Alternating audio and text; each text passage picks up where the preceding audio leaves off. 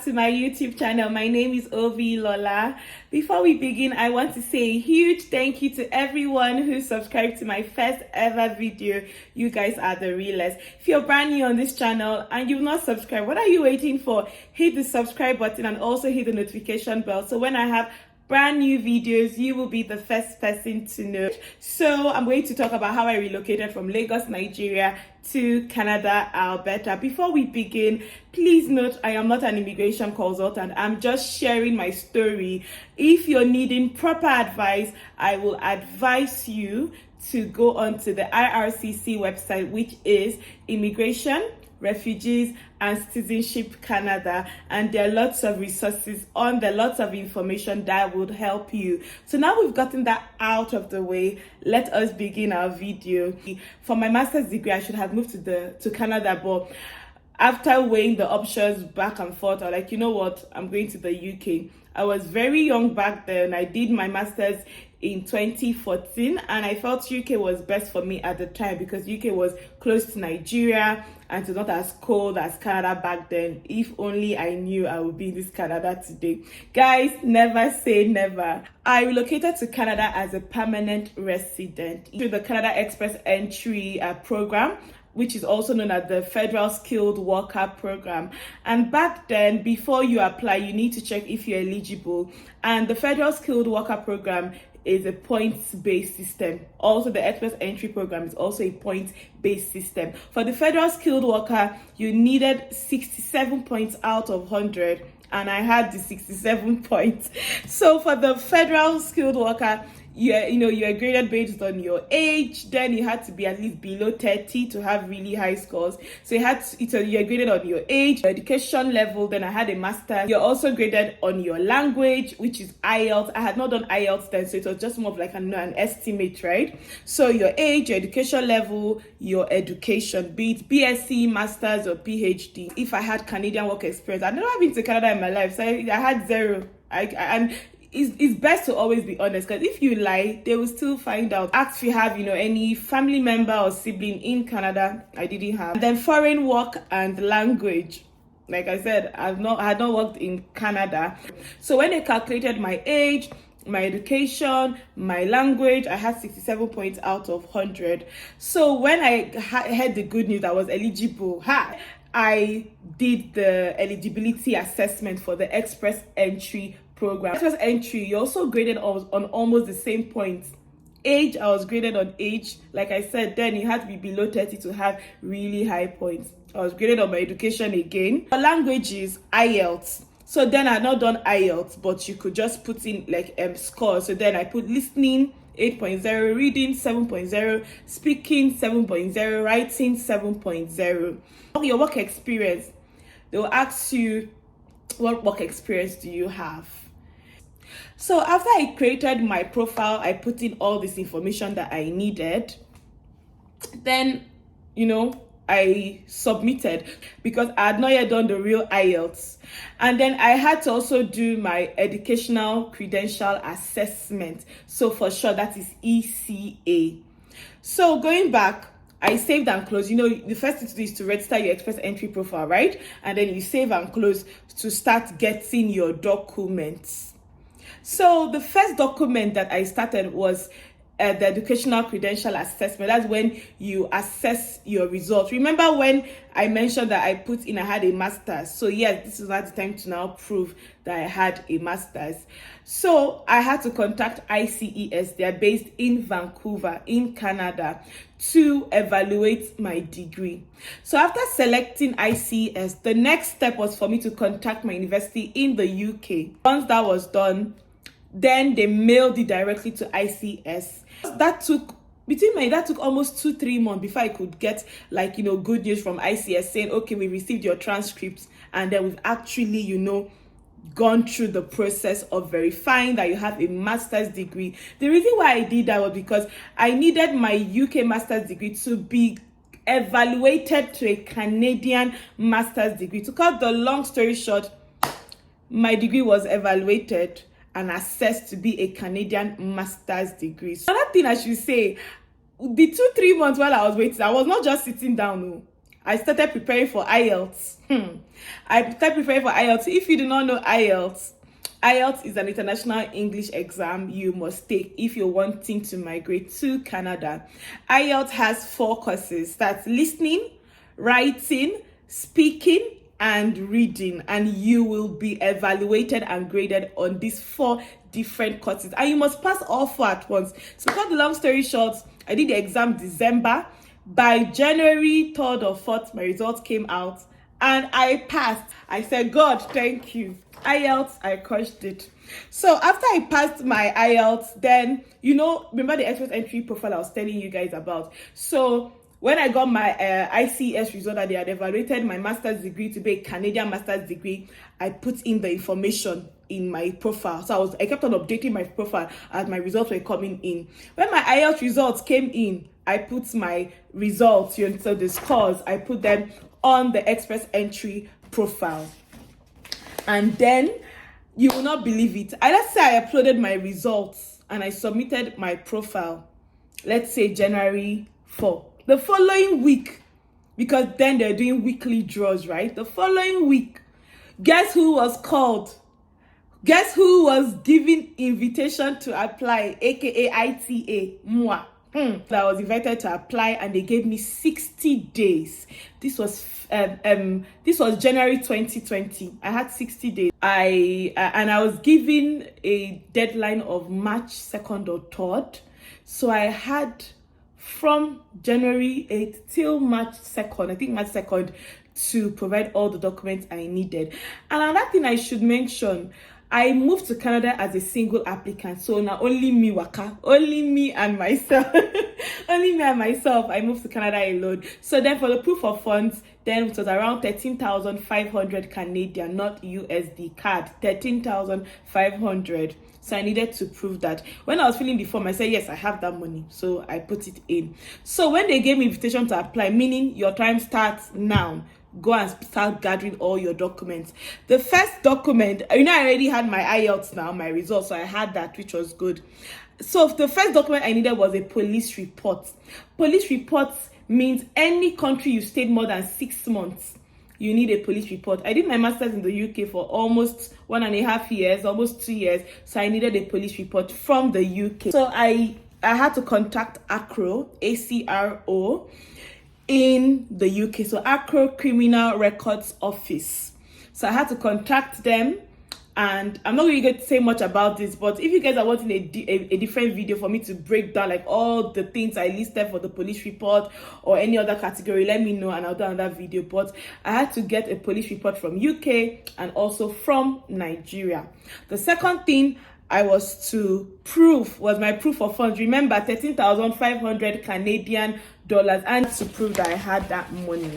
So I also had a business back home in Nigeria, so I had to move all my funds from my business account to my personal account. So any account that you're proving to the Canadian government that you have for immigration purposes or for permanent residents, the account has to be in your name. It has to show your name, like your name exactly. The same way it's your name on your passport. All your names have to rhyme. Talking about name, I have 7 names. Some people know me as Ovy, some people know me as Lola, Olo, Faith. So growing up, I had so many names. Like my secondary school certificate had a different name than my university certificate had a different name. So I had to do affidavit. So if you're like me, you have different names on different certificates, just go and do affidavit. I had to go do affidavit, so you guys can see. I had to swear that all these names are my names, and I had to write a letter of explanation proving that, yeah, these names are my names. So going back to proof of funds, I still have my letter of explanation that I sent to the Canadian government. So I'll just read out what I submitted. So for my proof of funds, I submitted my bank reference letter from my personal Naira savings account, my 6 months back statement from my Naira account, my savings account, and then I also did a deed, a monetary deed. My dad lent me some money, so I had to do a deed which was stamped, and I had to prove that as well. Then the receipt, the bank receipt, when my dad sent money to my account from his account, the receipt, I submitted that. Then a letter of non-indebtedness saying I'm not owing anybody, I'm not owing any money, I'm in good standing. I provided that information. You can get that from your bank. Then I was using Stanbic IBTC, so I got that information from them. Then I also got an Rwanda currency converter showing the conversion of my funds from Naira to CAD. Proof of funds, then medicals, you're going to be tested. My medicals at IOM, which is the International Organization and Migration at Ikeja. I paid 46,500 Naira. I did chest x-ray exams, I did syphilis exams, I did HIV test exam. So for my work experience, I worked and I also had my business, but I felt much more sure going through my business. So for my business, I submitted my invoices, because so back home I was selling baby clothes and accessories online from age 0 till toddler age 5 years. So I submitted all my CAC documents. I feel we'll need another video to like go deep into the work experience, but I submitted my CAC document, my tax document, all my invoices since I started my business from 2016 till 2020, all my receipts. I also got reference letters from my customers, etc, etc. Then I also had to submit my tax clearance certificate for all the years I was paying my taxes. I had to submit that as well. I had to also submit my passport. So my biodata page my biodata pages of all my passports, I had to submit. Any country I had visited. So I had visited as I then Dubai, had gone to London, England, had gone to Sheffield, had gone to, so anywhere you've gone to that you have a visa stamped on your passport, you have to also print. And all this printing, they're in color though, not black and white. So I had to print in colored, not black and white. I had to get passport photographs as well. So Canada has their own specific, measurement and size. So after getting all these documents, I finally submitted all my documents on February 2020, so the end of February 2020. And then once you submit, you get an information or an email saying, oh, we've received your submission, we'll get back to you. And then I got an email first week of March telling me to go for my biometrics. So I went for my biometrics. And then for biometrics, the long wait started. Waiting to hear back from Canada. And this was during COVID. This was in 2020, yeah. So this was during COVID. To cut the long story short, after waiting for a long time, I had to now, reach out, send them emails, what's going on. Because when you now submit another thing I forgot to mention is when you submit your profile with all this information, you have to attach all these documents. So your work experience, your police reports, your medicals, your IELTS result, you have to attach them in colored and they have to be clear and eligible to read. So after submitting, you also have to pay. It's not free. You have to pay permanent residence application fee. You have to pay.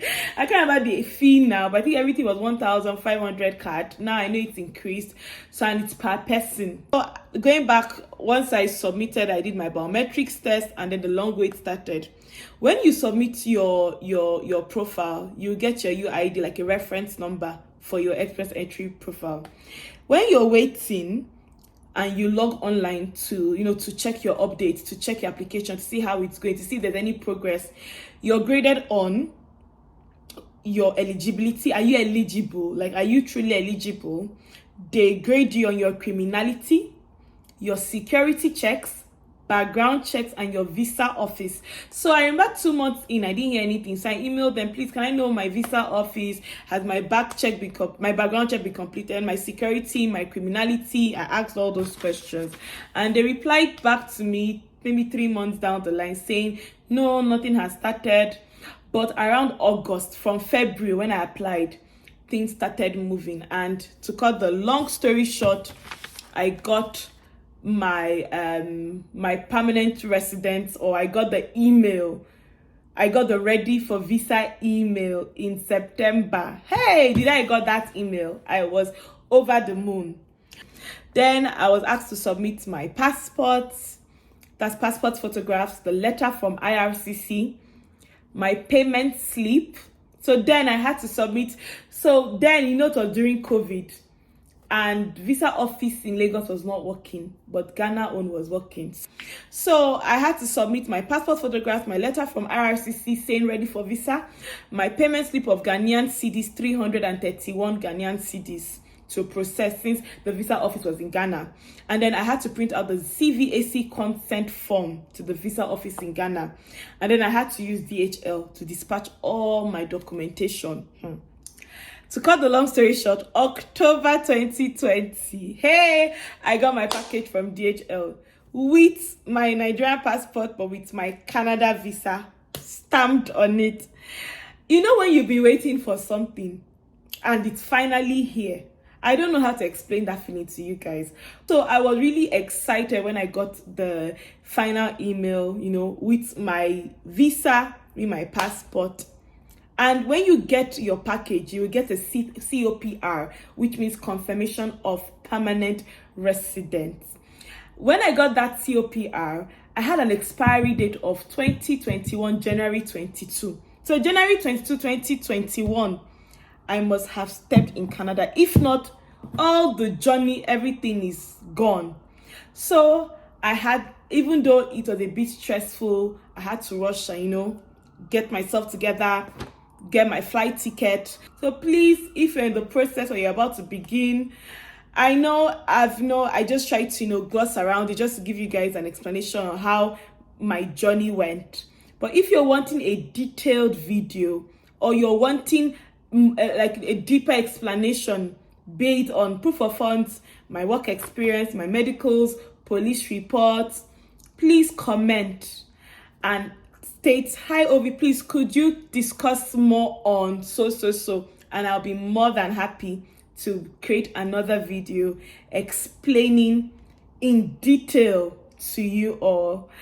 Well, thank you so much to everyone. If you got to the end of the video, you're a darling. I appreciate you. I love you. Thank you so much. So that's in short my my story, my journey from moving from Lagos to Canada. I'll be signing out now, and I'll see you in my next video. Mwah! Damn.